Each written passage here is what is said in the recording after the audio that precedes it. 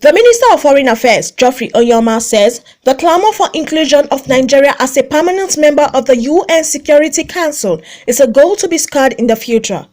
According to him, geopolitics poses a major challenge to changing admission processes for countries to become members of the Council, saying secured members want to maintain their rights. He, however, said that the African Union was considering some strategies, including a process called rezoning, to determine how Africa would be represented as a permanent member of the Security Council. Then there's the issue of whether they would also have voting rights, and so even within Africa already, that process has not, probably been as determining, as decisive, a process. I think there's still the issue of who would be the countries.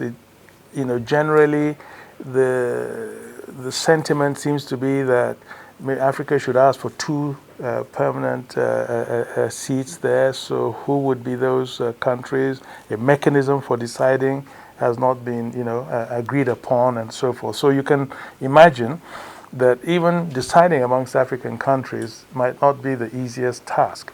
Then, of course, the principle has to be accepted by the global community.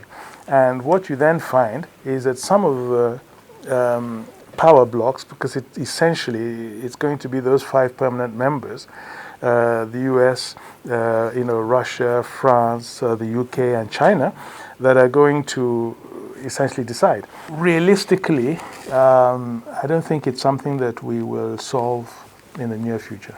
We also are pushing for the strengthening of multilateral institutions like the United Nations and other multilateral fora, and to stop as much as possible the polarization of the world, and to move towards consensus through neutral media, platforms.